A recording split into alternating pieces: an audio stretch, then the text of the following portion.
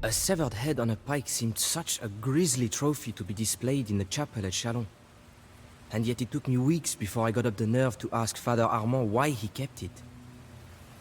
The ancient priest stared out of the window for a long time, recalling days gone by. "I was there," he said finally, "at the Battle of the Catalonian Fields, fighting alongside Aetius and Theodoric the God. I knew there had been a battle here decades ago. Peasants still overturned skeletons and broken shields with their plows from time to time." "Who was it, Father?" I asked him. "Who were you fighting?" He turned back to regard me, paralyzing me with his old man stare. "Attila the Hun," he said. And then he told me the story. The Huns rode out from the wilderness sometime in the 370s, eager to feast on a Roman Empire weak from internal corruption and the expansion of other barbarian tribes. It was the Huns who drove many of these other barbarians before them. They were terrifying warriors from the steppes of Asia, their bodies disfigured from ritual scarring, their legs deformed from a near lifetime in the saddle. Despite their fearsome aspect, the Huns might have been little more than raiders, had it not been for the leadership of Attila. He called himself the Scourge of God. Attila and his brother Bleda led the Huns not just to raid, but to devastate Scythia and Persia.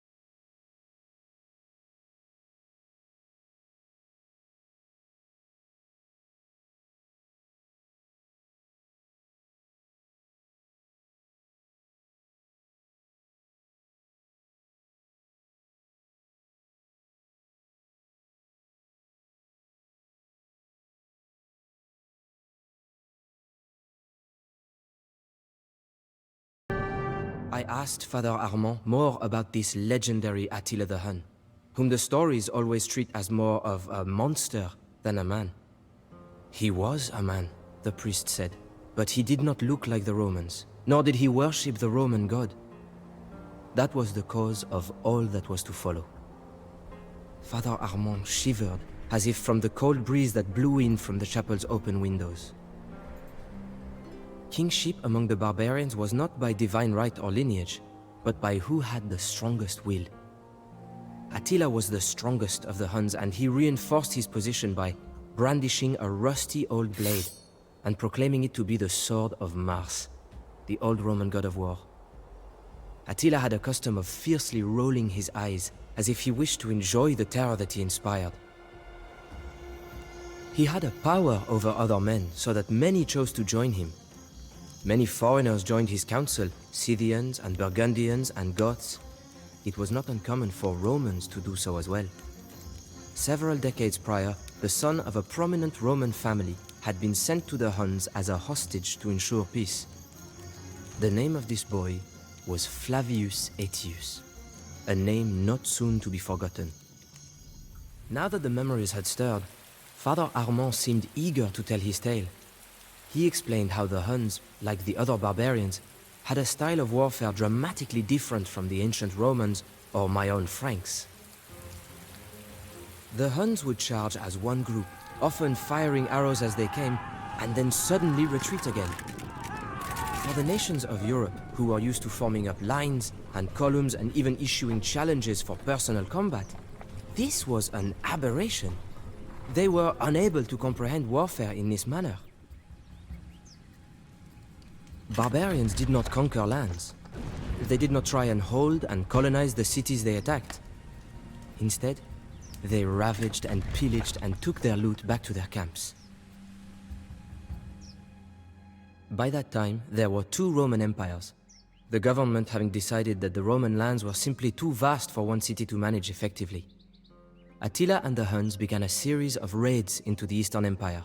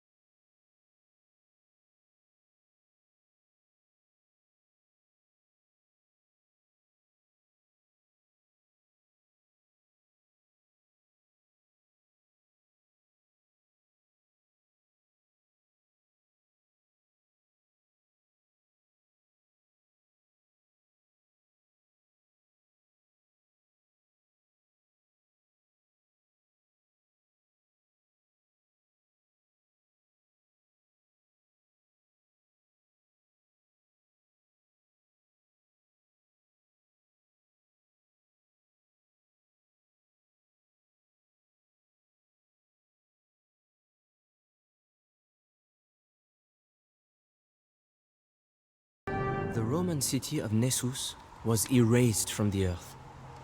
The Huns so devastated the place that when the Roman ambassadors passed through to meet with Attila, they had to camp outside the city on the river.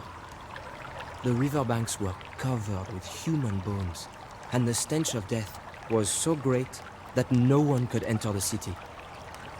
Many cities of Europe would soon suffer the same fate. The ambassadors that the Romans sent to Attila concealed an assassination attempt.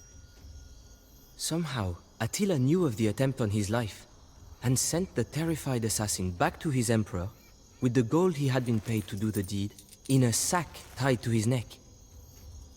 Following such a demonstration, the Huns had no difficulty convincing the Eastern Roman Empire to start paying them tribute, protection money to stave off the inevitable Hun invasion. By this time, the Romans had considerable experience dealing with barbarians. They could civilize the raiders, to some extent, by offering them otherwise useless land on the Roman borders as a token tribute. Before Attila, this tactic seemed to be working on the Huns, who settled in the Danube River Valley. All that changed when Attila seized command. He was much more aggressive and unpredictable than the previous Hunnic kings. He demanded that the tributes from Rome be increased, and when the Romans refused, Attila made war on the Eastern Roman Empire. He marched on the great city of Constantinople, whose double walls had never fallen. Attila was done with raiding. Now the Huns advanced slowly, eradicating everything in their path. The Romans would reinstate the tribute, or they would be destroyed.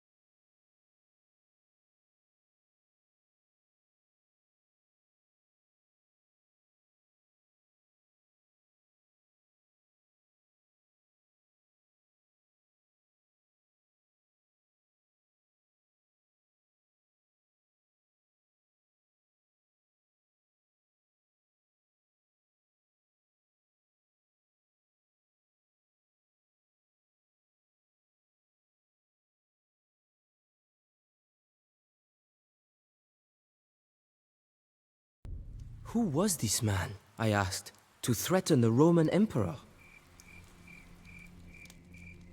Titles such as emperor meant nothing to the Huns. Attila was not an appointed ruler, only the strongest among the Huns. The amenities of his office meant nothing to him. While his chieftains and council ate off of silver plates, Attila's own plate and goblet were hewn from simple wood. His Scythian guards had jewels on their sword hilts, and their cloaks were clasped with gold. But Attila showed no such affectations. He was interested only in conquest. Some said that he was trying to build a legacy to rival that of Alexander the Great. All of the barbarians wanted to possess Rome, as if it would buy them instant legitimacy as a world-spanning empire. Unlike most of the other barbarians, however, Attila was actually going to get his chance.